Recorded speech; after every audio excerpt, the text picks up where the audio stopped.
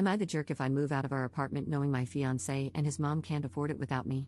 Posted by you/throwaway move away 129. Me, 29F, and my, maybe ex, fiancé, 27M, have been living together for about 1.5 years. My fiancé got his undergraduate degree, worked for a couple of years, and then decided to get an MBA, which is how he ended up in our city. We moved in together after he finished his MBA program. My fiancé is from the Midwest, and his mom has always wanted him to move back. When he told her he was staying here, she was heartbroken. I went to college and got my degree in a STEM field. After I graduated, I got a job with my current company and moved to the city where we currently live. It's a big international company with multiple locations in the US and abroad. I love my job, I like the company I work for, and the pay is pretty good. All in all, a pretty good deal. During COVID, my office shut down, and we all went remote. After COVID, they decided not to reopen this office, so I've been 100% work from home since early 2020. I currently make considerably more than him, mainly because I've been working for 7 years and I'm in tech. I had been living by myself in a 1-bedroom apartment and had my office set up in the living room since it was just me. When we moved in together, we decided to get a 2-bedroom apartment so I could use the extra room as an office. Because of this, I was paying 2/3 of the rent, and he paid 1/3. We split everything else 50-50. The problem started this past May. My fiancé's mom told him she wanted to move to our city to be closer to him. She asked if she could stay with us while she looked for a job and got settled. She's a teacher, so she figured she'd be able to get a teaching job pretty quickly. Because of that, I didn't really mind her staying with us, as I figured it would just be for a couple of months over the summer. Since I thought it would only be for a short time, I moved my office into a corner of our bedroom, and my fiancé bought a bed to put in the second bedroom. The problem is she never applied for any teaching positions and has been living with us for 6 months now. She and I have really been struggling with each other since she moved in. I can't make her understand that I work full-time. She constantly interrupts me while I'm working, which is bad enough, but she even interrupts when I'm on Teams calls. She always asks me to take her places because she doesn't like to drive in our city. She has pretty outdated views on gender roles and constantly gives me a hard time for not doing more around the house and for making my fiancé help with chores, do his own laundry, etc. The constant criticism and insults are really wearing me down. And I hate having my office shoved in a corner of the bedroom. Back in September, I told my fiancé that since it looks like his mom is going to stay a while, we should split the rent 3 ways. He told me she can't afford that since she has to conserve money until she gets a job. I told him I wasn't happy paying extra for a bedroom I can't use, so he finally agreed to a 50-50 split. I can afford to pay the extra, but I hate the idea of funding her lifestyle. Every time I complain about her or the situation, he says he agrees but doesn't know what to do because he can't kick out his mom. And he won't talk to her about the way she treats me or how she behaves. When I ask what the long-term plan is, he just says he doesn't know. I've thought about giving him an ultimatum to tell her she has to leave, but I think he'd just end up resenting me for essentially putting his mom on the street. One of my girlfriends is losing her roommate at the end of February. Our lease renews on June 1st. I'm very strongly considering moving out of our current apartment and moving in with her. I can afford to pay my part of the rent on our current apartment, and also half the rent at my friend's apartment. It's not ideal, but I'm not a big spender, so it's doable. The issue is, if he and his mom aren't able to pay 1/3 of the rent each, there's no way they could cover the whole thing on their own. But I can't live like this anymore, so I'm pretty sure this is what I'll do. I just wanted to see if people thought I'd be the jerk for leaving them like this. Update 5 days later. I posted here last week about the situation I'm in, living with my soon-to-be ex-fiancé and his mom. I started off trying to reply to everyone's comments and keep up, but honestly, I just got completely overwhelmed with all the responses. First off, I want to thank everyone for their feedback and comments, even the ones that were kind of harsh. Actually, probably especially the ones that were kind of harsh. I really needed some tough love to make me realize that I was letting my soon-to-be ex-fiancé and his mom take advantage of me. The more comments I read, the more pissed off I got. Honestly, I think I'm more pissed at myself for allowing this to happen and not advocating for myself more. This past weekend, I got my soon-to-be ex-fiancé alone so we could talk, which was actually harder than it should have been because his mom always tries to tag along when we do anything. Going through all the comments everyone left and the PMs people sent really helped me decide how to approach this. It also brought up a lot of good questions I should have thought of myself. Back to the discussion with my ex, I wanted to give him one more chance to pick us over his mom, not because I thought he would, but because I just wanted to be able to tell myself I gave him the opportunity. I explained again how unhappy I am with the situation, how it's affecting my work because of her constant interruptions, and how uncomfortable and unhappy I am being forced to work out of a corner in our bedroom. I reminded him that until a few months ago, I was paying the majority of the rent, and since I make so much more than him, it's really my salary that keeps us all afloat. I also brought up, again, the way she treats me and talks to me. And he replied the same way he always has. He agrees it's not right how she acts and that it's really uncomfortable for all of us. WTF, I don't care if she's uncomfortable. Previously, I would have dropped it there.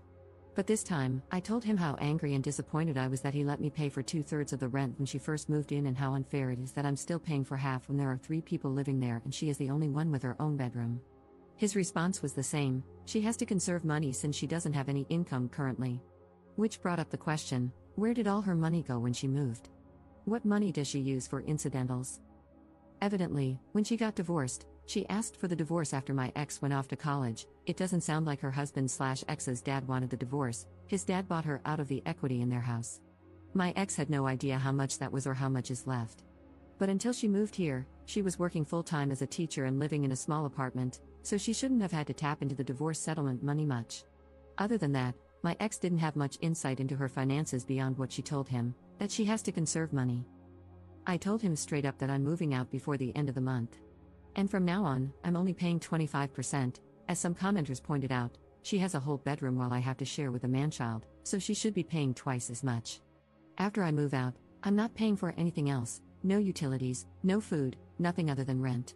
I have a pretty good idea of what his finances are like, and if he has to pay 75% of the rent all by himself, it's going to take a huge chunk of his net income. After he pays utilities and buys groceries, there won't be anything left for incidentals. Rent was due on the 1st, but it's not late until after the 5th, so he has 2 days to come up with the money. If he doesn't and I end up covering it, I'll reduce the amount I pay in future months. The only reason I'm going to keep paying any of the rent is that even after I move out, I'm still on the hook. I talked to the leasing office, and they explained that since my ex and I signed a single rental agreement together, i.e., one contract we both signed rather than 2 separate contracts, we are both responsible for the rent. They don't care who actually pays, as long as it gets paid. The only alternative would be if he agrees to sign a new lease by himself, or together with his mom. But in all likelihood, he wouldn't be able to pass the credit check on his own, so I'm kind of stuck. I don't think he'll do anything stupid, though, because he's going to need to find somewhere to live after this, and a collection on his credit report wouldn't be good. I also told him that I'm going to find someplace else to work during the day until I move so she can't bother me. My friend, whom I'm moving in with, said I could work at her place during the day since she and her current roommate have in-person 9 to 5s. I took her up on that for now. After living with his mom, I'm not about to overstay my welcome, so I'm going to find some other options to rotate through. Someone suggested checking out the public library, or if it comes to it, I'll get a membership at one of those WeWork type places. Just in case, I brought my important papers, files, and valuables, and my friend is storing them for me until I move in. He really didn't take it well. The surprising thing to me is that he was actually shocked by everything. He seemed genuinely surprised that I wasn't prioritizing his mom. I really got the feeling that he sincerely believed I wanted to take care of her as much as him. He kept saying stuff like, "What about my mom? What am I going to tell her? That's just how she is, but we still need to help her," etc.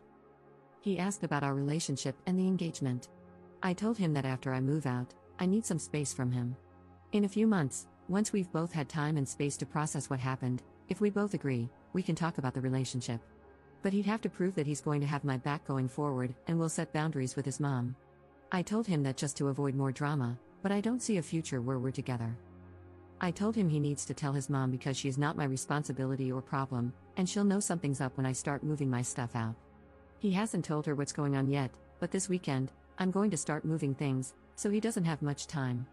My friend's current roommate starts a new job in another state on the 3rd, so realistically, I can probably move in 2 to 3 weeks, depending on when she actually leaves. I don't expect him to do anything bad, other than sulk and complain, but if he does do something stupid or doesn't pay his part of the rent, the ace up my sleeve is that I'll tell the leasing office his mom moved in, which is prohibited in the lease. Honestly, getting evicted would solve a lot of my problems right now, so it's a pretty valid threat, I think. Now that I've mentally and emotionally separated myself from him and his mom, I'm actually looking forward to her reaction when he tells her what's going on. If it gets too ugly, I'll find a cheap Airbnb or hotel or something. I've had some friends, including the one I'm moving in with, offer to let me couch surf for a few weeks, but I just can't do that to someone else. So, that's it. I'm leaving, and I really don't care how that affects them. Relevant comments. Commenter. The thing about him sincerely believing you wanted to take care of mom is pretty standard when someone has an enmeshed relationship with their parent. When you think of a romantic partnership, you think of two people working together to build a life for themselves.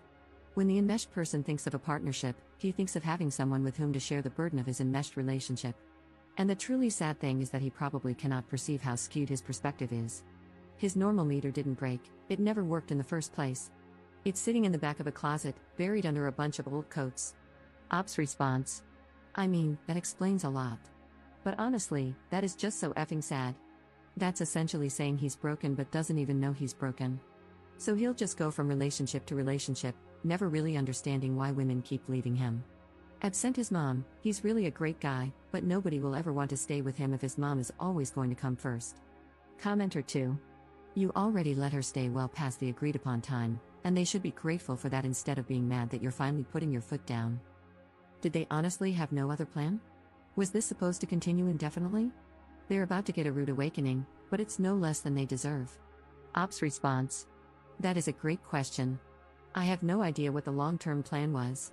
Every time I brought it up with my ex, he would say things like, we'll have to make sure she applies for next school year, but he would never talk to her to tell her that. Plus, even if she does get a job for next school year, that isn't until September. And realistically, it would be another month before she starts getting a paycheck. There is no way I'd stay in this situation for another 8 months, I would end up in prison. Commenter 3. To clarify, she has enough money from the divorce settlement for her own personal expenses but won't even pay her share of the rent? Ops response. That is exactly how I interpreted what he said. I don't know what her grand plan was. She's in her mid to late 50s, I think. So if she was planning to mooch off me and her son until she could officially retire, it would be another 5 to 10 years. I don't know how she expected that to happen.